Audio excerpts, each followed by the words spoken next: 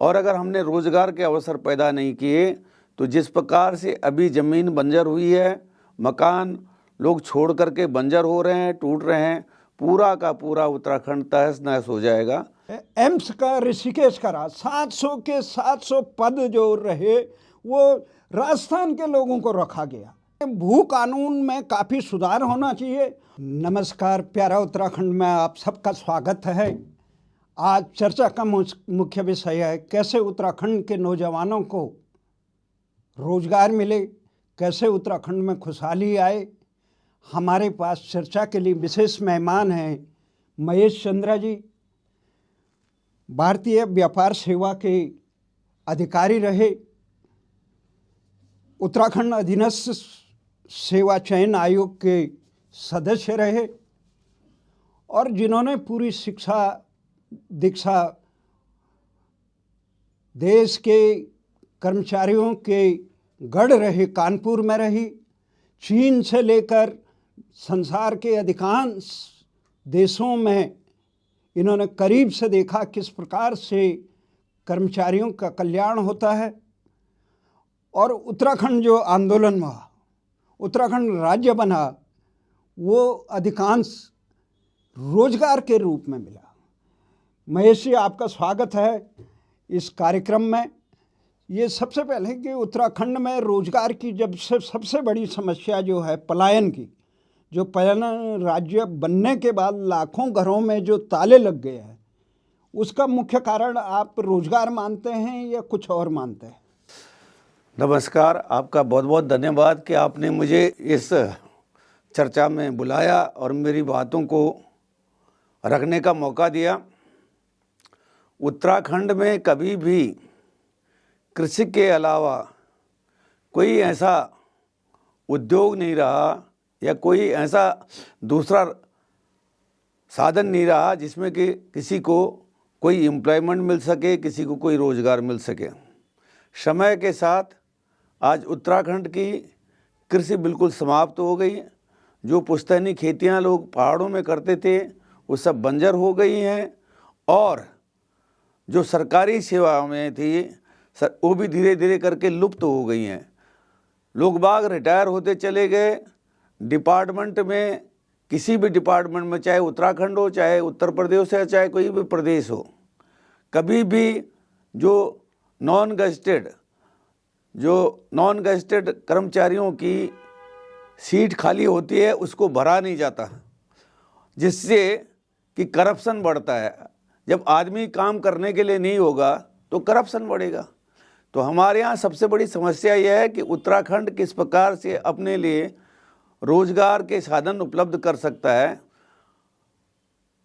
उसके विषय में सोचना। आज तक किसी भी सरकार ने इस विषय पर गहनता से विचार नहीं किया कि किस प्रकार से हम उत्तराखंड में रोजगार के अवसर पैदा कर सकें।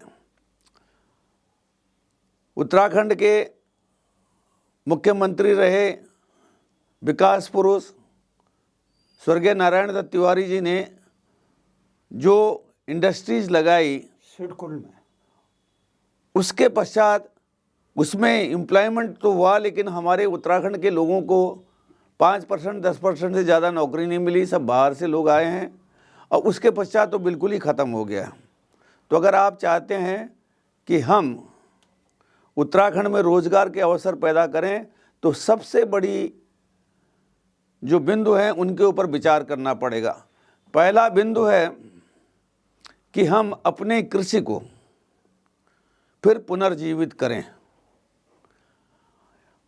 सिक्किम एक बहुत छोटा सा स्टेट है, आज पूरी तरह से ऑर्गेनिक खेती के लिए सर्टिफाई हो गया है।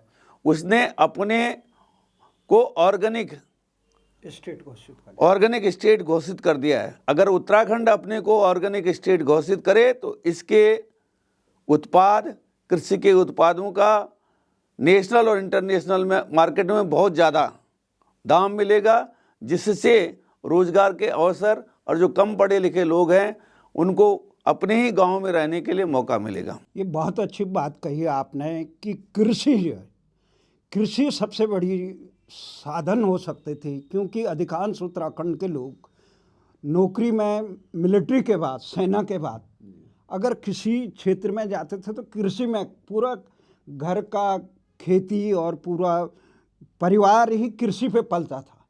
परंतु सरकार की कुछ नीतियां ऐसी हैं, पूरे बंदर से लेकर जंगली जानवरों से उत्तराखंड की खेती खलिहान उजड़ चुकी है।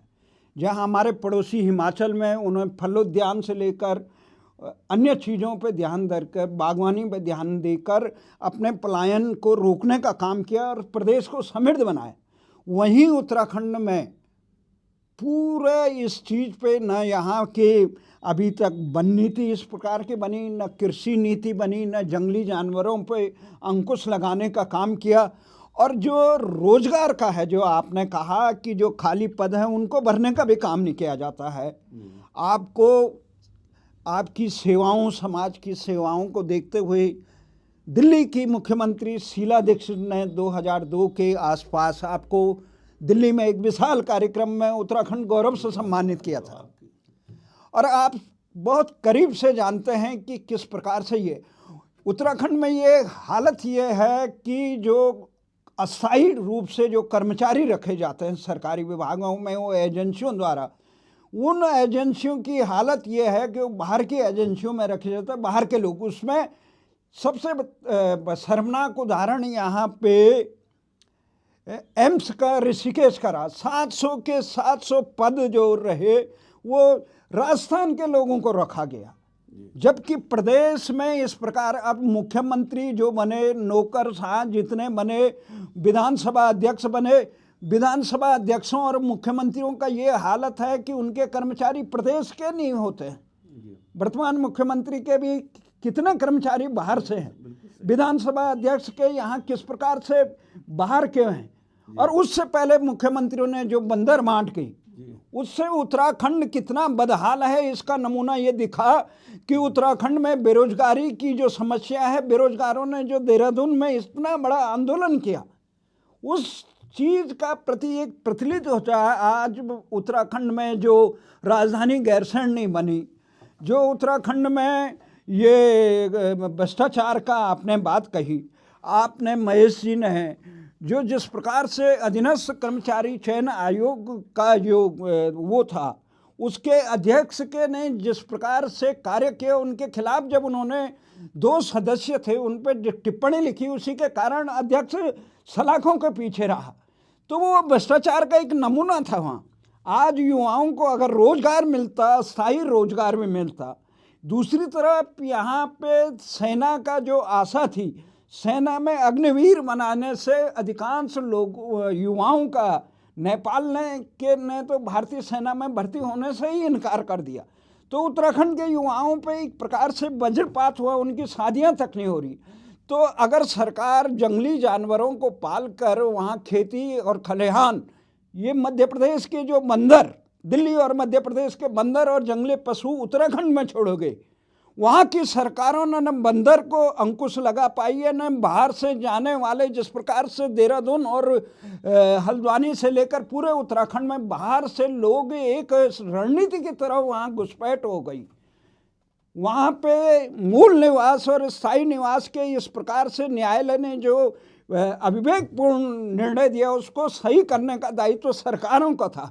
वो सरकार चाहे कांग्रेस की रही, भारतीय जनता पार्टी की रही, वो सरकार उत्तराखंड के युवाओं की अपेक्षाएं रोजगार का, जो भगवान राम का इतना बड़ा कार्यक्रम चल रहा है अयोध्या में, पूरे देश का था कि वो राष्ट्र के उत्थान का काम है, उसके लिए धन्यवाद देते हैं मोदी जी को। परंतु उत्तराखंड का युवाओं को जो पीढ़ी दर पीढ़ी का वनवास हो रहा है कई युगों से, तो उस पलायन आज पूरा उत्तराखंड में इस प्रकार के लोग रह गए कि घरों में केवल बुढ़ा और बुढ़िया रह गई है। वो उस उत्तराखंड को इस पलायन के दंश से जो हजारों जो सीमांत क्षेत्र है, जो देश की सुरक्षा के लिए गंभीर खतरा हो गया, उससे उत्पन्न करने के लिए इस प्रकार की नीतियां सरकार को बनानी चाहिए। और आप अनुभवी अधिकारी रहे, वहाँ पे सारी परिस्थितियाँ जाना, अब किस प्रकार से सरकार को ये काम कर सकती है, ये आप प्रकाश डालें। रावत साहब, सबसे बड़ी बात यह है कि आज उत्तराखंड की जो सबसे बड़ी आवश्यकता है, जो लाइफलाइन भी हो सकती है और उत्तराखंड को समाप्त करने का भी कारण बना हुआ है, वो है रोज़गार और बेरोज़गारी। अगर हम रोज़गार पैदा कर दें तो उत्तराखंड हिंदुस्तान का ही नहीं, विश्व का एक सबसे बेहतरीन क्षेत्र बन सकता है। और अगर हमने रोज़गार के अवसर पैदा नहीं किए तो जिस प्रकार से अभी ज़मीन बंजर हुई है, मकान लोग छोड़ करके बंजर हो रहे हैं, टूट रहे हैं, पूरा का पूरा उत्तराखंड तहस नहस हो जाएगा।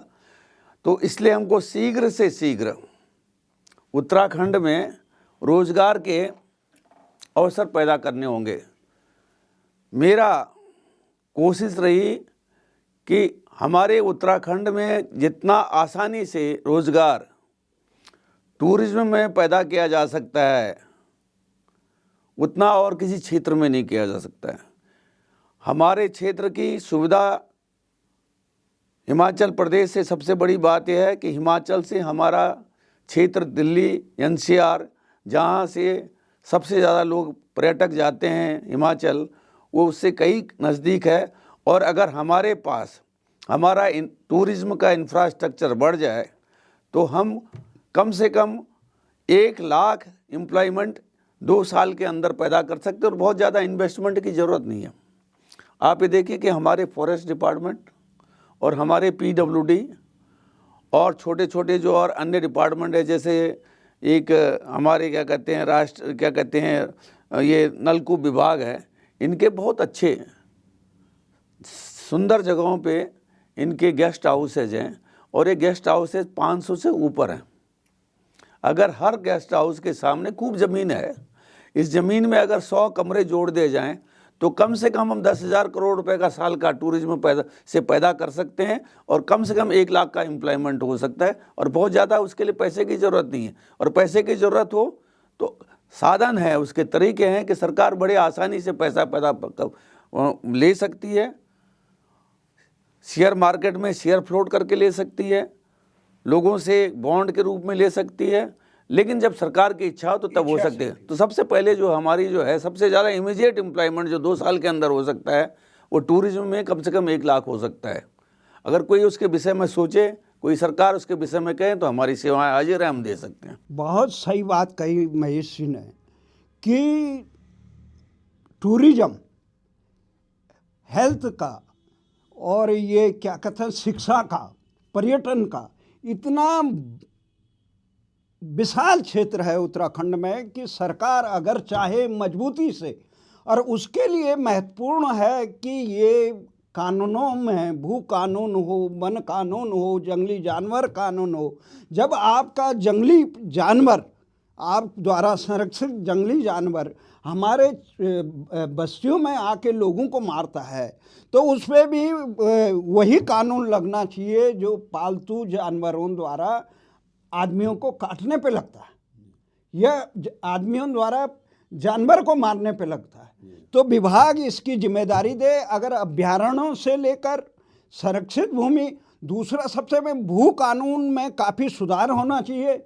और एनजीओ का जो जाल फैला है उत्तराखंड में, उसकी जो ग्राम सभाओं को जब बननी थी इस प्रकार की हो कि लोगों को ग्राम सभाओं को काम का अधिकार दे, और ये जो विकास खंड बने हुए हैं इनके कर्मचारियों को गांव-गांव की जिम्मेदारी दे। ये केवल विकास खंड मुख्यालय में नौकरी तनख्वाह न लेकर केवल कमीशन कोरी न करके ये ज़मीन पे जाए और वो खेत खलिहानों को आगे बढ़ाए। हमारा तो ये मानना है कि अगर सरकार हिमाचल की तर्ज पर, ये विदेशों में जाने के बजाय हिमाचल की तर्ज पर अगर यहाँ पे विकास के कार्य करे, ये नहीं जिस प्रकार के ये सचिवों को लाके, भ्रष्टाचारी सचिवों को लाके उत्तराखंड को लुटाने का काम किया जा रहा है, इस पे अंकुश लगना चाहिए। तभी उत्तराखंड खुशहाल होगा।